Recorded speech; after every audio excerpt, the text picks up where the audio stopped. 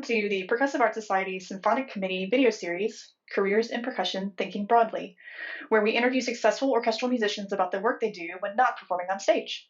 Joining me today is Patsy Dash and Doug Waddell. Patsy and Doug, please take a minute or two to introduce yourselves and what orchestra you're a member of and the work that you do. I am the assistant principal percussionist at the Lyric Opera of Chicago. I'm also in the percussion section of the Grant Park Symphony, and I'm timpanist of Music of the Baroque. Okay, and I'm a Chicago Symphony Orchestra member, and that's about it. And we both do our teaching. I mean, we're going to talk about our teaching later, and we spend a great deal of our time with that. But our primary sources of income are from the orchestra playing that we're privileged to do. Wonderful. So, how have you both benefited from being a symphonic percussionist?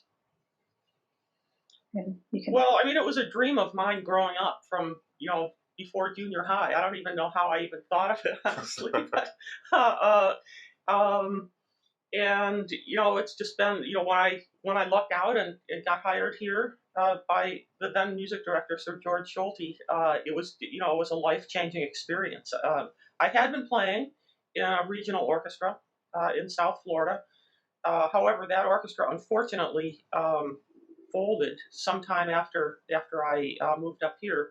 But the stability, not to mention the music making, which is really very spectacular, and it's it's a privilege to be in it. But the security is also something that, for me, I need that to feel grounded. So I would not have survived well as a freelancer. However, my husband, before he had the positions that he had, was a freelancer and played a lot of jingle sessions when those were being done here in Chicago in the late 80s and 90s. But it's the position these positions have allowed us to have a comfortable lifestyle and to raise our son comfortably. He had what he needed and then some. And more. He was an only, so the only son and the mom. That's just. But yeah, so I guess that would be the first thought that I would have about that. Yeah, I remember very distinctly when I was in ninth grade, and I got to play with the South Bend Symphony. I grew up in South Bend, and I still remember the first time I went there, and I just thought, man, this is so cool. And just and literally from that point on, I was like, I was pretty good at percussion in high school. I thought, wouldn't this be a great way to make a living? Not realizing back then what a difficult journey it can be. And so I ended up coming to Chicago, got my undergrad and master's at DePaul, got into Chicago Civic Orchestra, and I was just laser focused. That's what I wanted to do. But in the same token, I realized how difficult it was. And so I worked pretty hard to develop a freelance career, and I was able to work my way in with several producers here in town to do the jingles, which was great fun. I mean, it's in a lot of ways, it's the most fun I've ever had playing percussion, because you walk in there, you had no idea what you had to do. Oftentimes, the person I worked with the most was Cliff Colnut, and he would, his secretary called me, he says, Doug, can you do a session at 9 a.m., CRC 5, toys. That's all the info I had. And so then I had to almost guess, okay. And so I got to a point where I had a very big Lincoln Mark 5, and I kept all my percussion in there all the time. I never took it out because I didn't know what I was going to need. And a few times there would be in I have to run over to the opera house and try to borrow something from someone.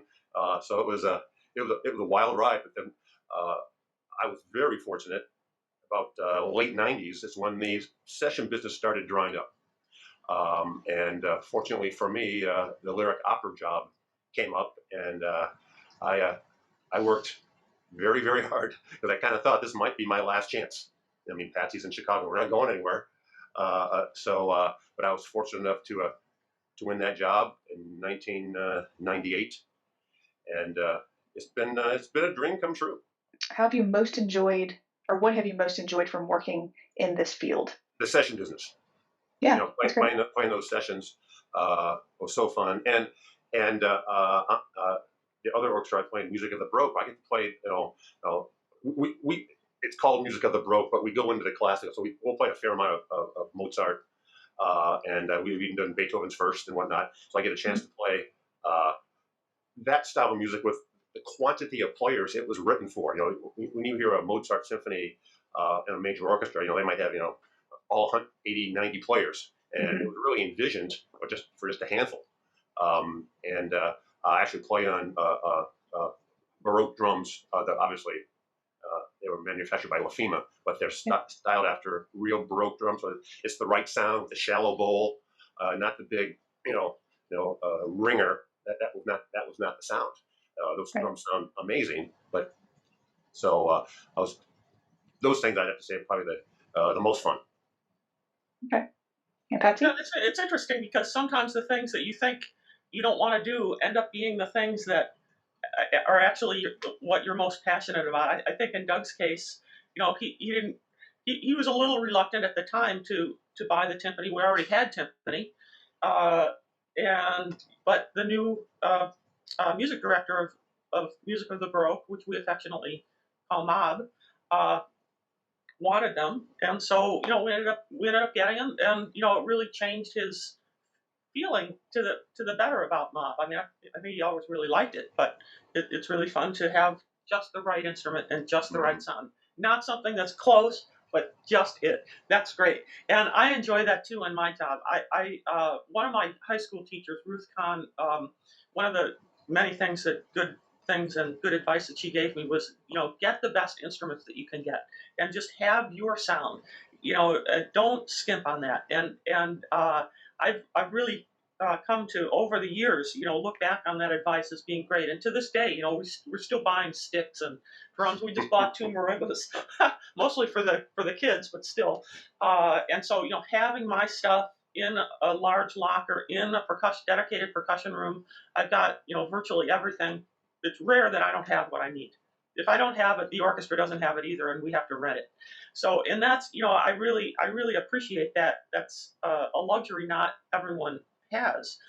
And then the other things about my job that have been a blessing, and that I can look back at the end of my career, that I've traveled to a lot of places, seen a lot of things that I wouldn't have gotten to see, played in all sorts of fantastic halls with conductors that are famous, and I mean, famous and everything at all. Of course, I don't mean to say that, but there have been a lot of privileged moments, and just the concerts, are some of them are many of them, and the variety of the concerts. Sometimes we play movies, we play some pops, we play all of the major orchestral literature, and in our summer home, we play that like one after the other, with very limited rehearsal, which I actually enjoy, because I mean, sometimes we're playing some huge setup. Sometimes we're playing a standard piece where the violin book is this thick and we have 2 pages. But at Ravinia, we play through the whole thing, and we're all busy all the time, and it's really fun. I'm looking forward to getting back to it. I think this year has taught us both a lesson. Speaking for myself, but we've talked about it. I think we're going to go back to work with a new appreciation of our jobs. Yeah, I completely agree. I've been fortunate. I've actually been working, but when we did go back, all of the musician friends were just thrilled and elated to be working. So it was really a wonderful blessing in a way. But okay. Yeah. So, in addition to your, or actually, I want to say, has your current career playing as orchestral symphonic musicians met y'all's both your personal and your financial expectations? In my case, it far exceeded my financial expectations. I didn't expect to get into a large market orchestra, really. I mean, I was actually, after I got into the Florida orchestra that I was in, the Philharmonic Orchestra of Florida, I was thinking, well, right when I started is when I had a notice that there was an opening in Chicago. And I flew up for the prelim because they invite everybody, so there was no pre-screening for them, and there still isn't. It's kind of a hallmark of our process. But I flew up to Chicago, and I was just, before the preliminary, I was very weary. I had taken quite a number of auditions in the previous couple of years, and I was very weary, and I thought, you know what, this is it. I'm gonna take this, but then I'm just gonna stay in Florida. But then, I got this, and it financially for sure exceeded my expectations. I mean, there were as Ruth mentioned to me a number of times growing up. There are things that you're not going to expect about being in an orchestra, and there are going to be difficulties that you don't anticipate necessarily, depending on where you are, what the personalities are, and all of that kind of stuff. And so that was definitely true as well. But as I said before, it's overall, in spite of the difficulties and commuting to work, just the day to day stuff that's not easy finding. And my son is grown now, but in those years, finding childcare with both of us not working 9 to 5, those were challenges. But overall, I think we both feel pretty blessed to have gotten into the positions that we did. Probably echo the same comments. Financially, I never thought I'd be quite this well off. I mean, to be part of a major opera company, play a summer orchestra that, again, we get to play movies and do soundtracks from television shows that maybe appeared on public television. I remember we did one called Big Blue, I believe it was. It was about the Earth, and so we're playing the music and seeing this, and we have this really huge screen that even during the day the audience can see. So we do a lot of stuff with orchestra with film,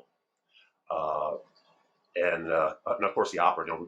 I get to play with the greatest singers in the world, and I'm really anxious to get back because I'm quite certain I'm going to appreciate it more. We were scheduled to do the Ring last March and April. They got canceled, and I already heard some rumors that they're going to try to do it again, probably sometime in the next 10 years. Hopefully I'll make it that. Well, that's not very soon. Well, for Lyric it is. I think they've done the Ring 3 times. They first formed as a company in the early to mid 60s, I believe. And so, they've done the Ring. This would have been the 3rd time, but of course that didn't happen.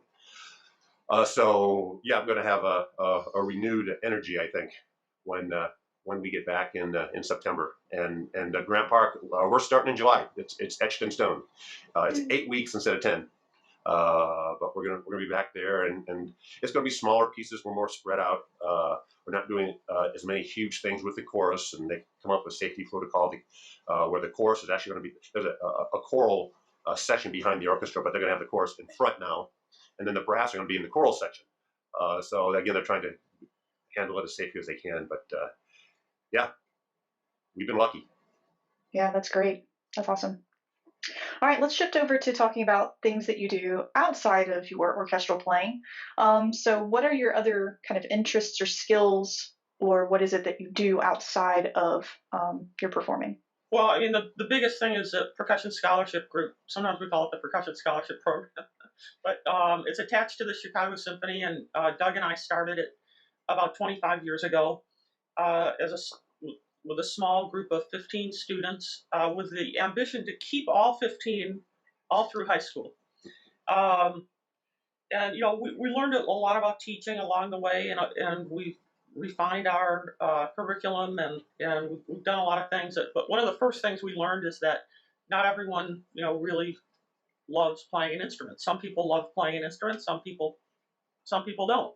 So the students that stay really love it, and they do stay. Not everyone, but ones that love it stay for as long as 9 years with us. And we start them out in a class on practice pads, and eventually add in marimba. And the symphony has supported us very, very, very generously over the years. And over the first 10 or so years that we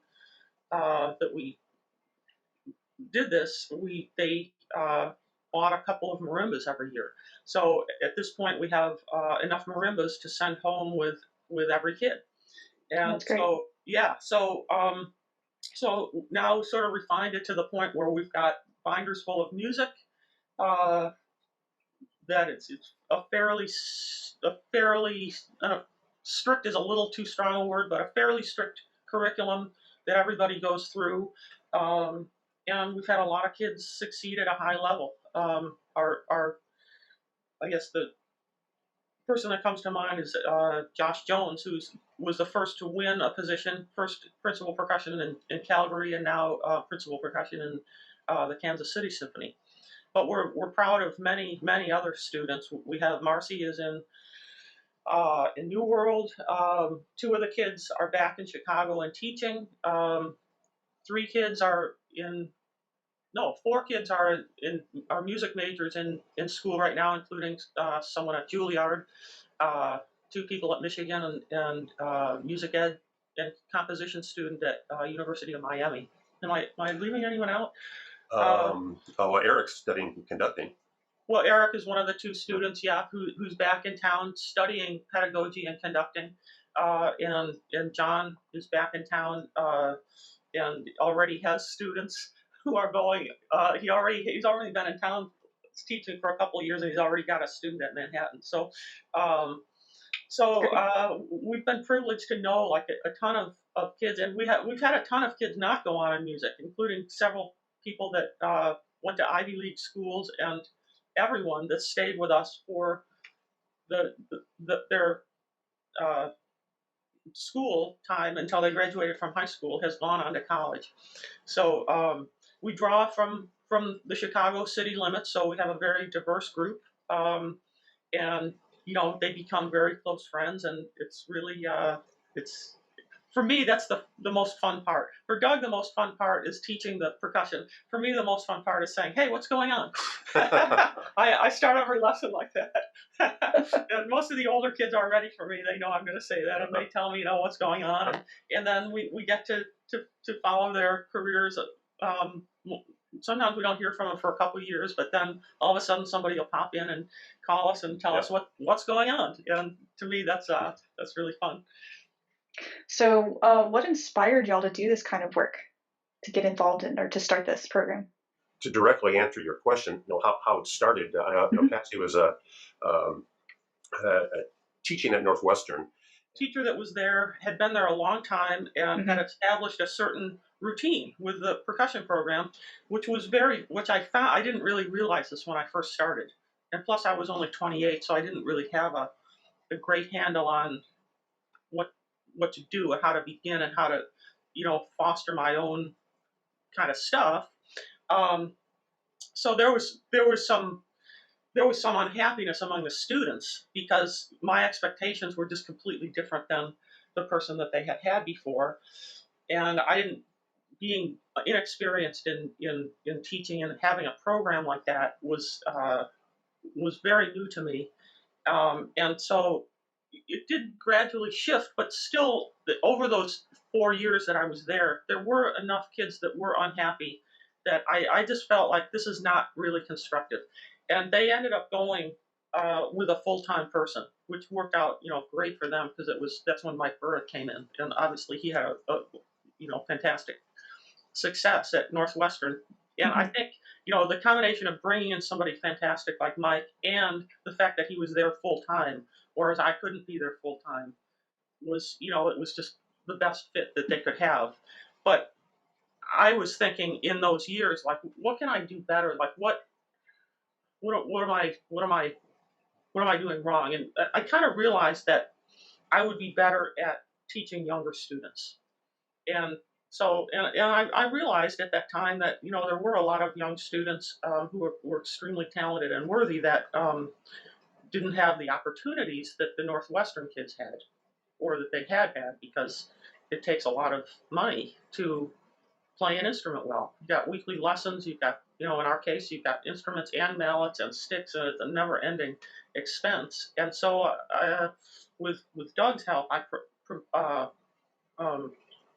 made a proposal to our then president of CSO, Henry Fogel, who really embraced the idea. But now I'm going to turn it over to Doug. Okay. Sorry. Well, so we after talking about what we might want to do and got the symphony on board,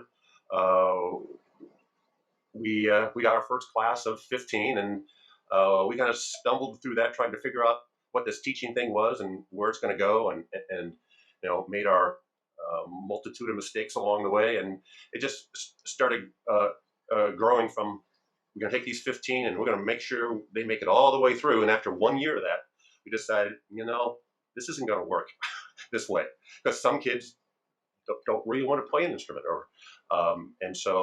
and so we started our second year and brought another class in and changed our approach and kept changing the literature and our teaching approach. Where it started, then we started to have our concerts. And that was the thing I really started enjoying, where we'd get the whole group together, and then we'd get arrangements made just for us, just for the kids we had at the time. And our very first one was Sleigh Ride, where Patsy and I played the tune, and we had 15 beginners who had played for 3 months playing all this percussion stuff.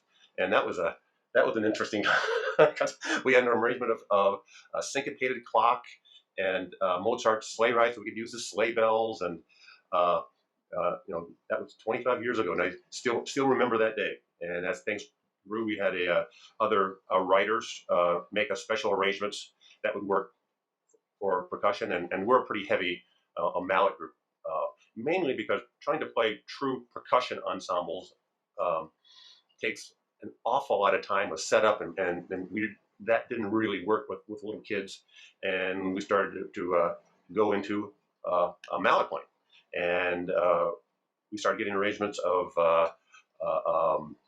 we had a Shostakovich 10, and Shostakovich 5, and Prokofiev, and Estancia, and then got associated with a producer friend of mine, Gary Fry, who started writing us more tuneful pop type music that kids just love.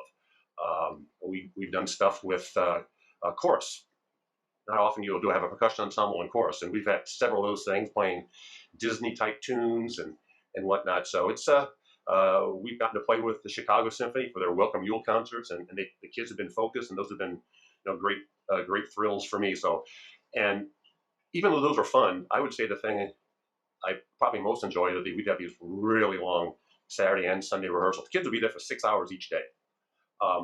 But when the whole thing's done, it's 6 p.m. on Sunday. They have school the next day. We put all our stuff away. They're hanging around, and they're friends now, and they're talking about their schoolwork, where they could go home, and many of them don't. They just want to hang out with each other. So that's pretty gratifying for me.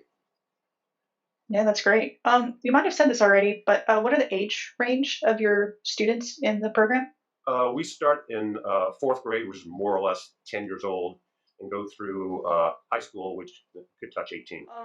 As you're doing this program, were there any specific skills that you had to acquire other than just the teaching? But is there anything else that you had to learn how to do on the fly, or? Not so much, really, other than refining the curriculum, as I mentioned, and seeing what works, what doesn't work, which happened over a long period of time. But for Doug learned finale. He's very, very skilled with video editing and now arranging. In the early years when we had jingle writers, we were fortunate to have Cliff and Gary, write these pieces. At least Cliff, I think, I'm not sure how Gary did it, but Cliff would handwrite, and he would write like Cole, oboe, and copy this and that would be the orchestration. There weren't really a lot of notes written on the score. So Doug copied all of that using Finale, and by copying a number of scores, actually learned how the patterns of arranging that Cliff was using, and has done a number of arrangements himself. So, I mean, I don't know if Doug would say it, but he's an orchestrator and arranger. He videotapes the group. He edits the concerts, and our son is a computer science major, and he maintains our website. And so it's it's become pretty high tech. And of course, Doug also incorporated electronics into the concerts. So some of the instruments that don't fit well with percussion, mainly like long notes on brass instruments, we don't really have that. Whereas on marimbas, we can play violin parts. The more notes, the better for us. The longer the notes, the less it lends itself. So Doug sequences that, and to this day, I don't even know what that means. So he can explain it. And so some of the big pieces we play actually with his sequencing, whatever that is. Well, over time, I learned what things we could not reproduce well. We can't reproduce a string bass. Our instruments don't go that low. So I'll sequence that and the brass section again, as Patsy said, for the long notes. But we can play cello, viola, violin, any of the woodwinds. Our son, excuse me, our son plays the cello, so he joined in. Yeah. When he got into high school, he became an honorary member of PSP. Yeah, we did Gary made us a fantastic arrangement of Harry Potter, and so we had this a huge arrangement, all the kids playing, and Ryan was sitting in the middle with his electric cello. And it just turned out phenomenal. It's up on YouTube. We actually have it on our website. We did what was that arrangement of that we had cello on? There was a rock tune that you did, I think. Yeah, like it's something like Finale or Final Countdown. Final Countdown. That's right. So we did an arrangement of Final Countdown, and so we have some mallet cats. So we actually played. That was all played live, but with the synth instruments were the mallet cats, and you just pick your sound, and then on a cello, Ryan played the lead on the Final Countdown. That was pretty fun. Well, I actually want to ask if you have any like words of wisdom or anything else that you want to share about the percussion scholarship program, or words of wisdom for anybody watching who's either trying to go into a symphonic field or trying to do something else. Well, I would encourage others to consider teaching young students. Most of my colleagues in orchestra teach at the college level, and even the graduate and postgraduate level, which is great. But we found a great deal of satisfaction by having the students as long as we have. I mean, there's so many changes that happen musically and personally and everything over those years, and it's very gratifying for us. And I think for them it's meaningful to have a teacher that they know really cares about them for a long time. And so I would encourage people, even if their ambition is to eventually teach at the college level, to consider also teaching in younger students, much younger students, even beginners, like we take in beginners. And it's been a win-win, and we really like it. Yeah, for me, it's some of the same thoughts.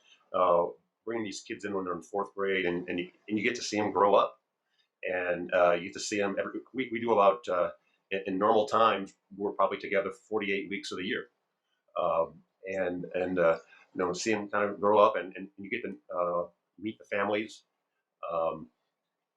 Then you get to see them raised to a really high level at the end of high school. And then they keep coming back. So they're so appreciative, and I think being in contact with the students that long and really getting to know them is something you could miss if you just those 4 years of college go by awfully quick. And they're gone. Yeah, and they're gone. And I mean, one of the things that I did consider when I resigned from Northwestern was that I thought that I could be a lot more help to students foundationally. And in college, there are still, of course, I'm sure, every college professor will say, well, we do a lot of foundational stuff, but there isn't a lot of time to do that in those years. And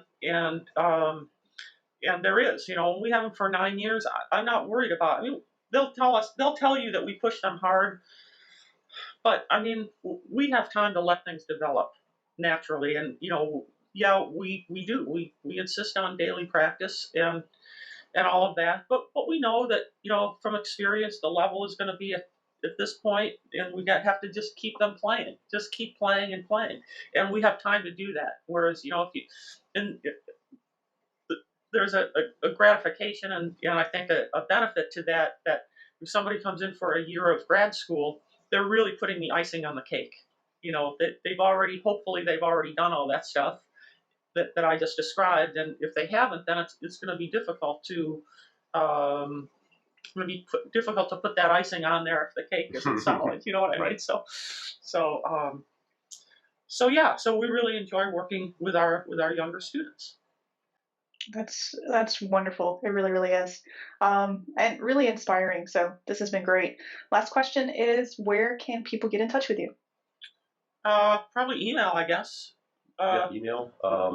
You have our email, but I'll just say it. Mine is Ryan Patrick's mom at msn.com. RyanPatricksMom at msn.com.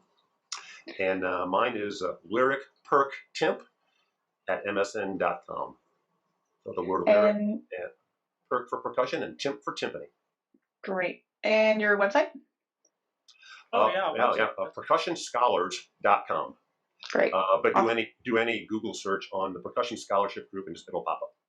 Well, thank you guys so much. This has been a wonderful conversation. So thank you. Well, thank you. Thank you for having us. We really appreciate it.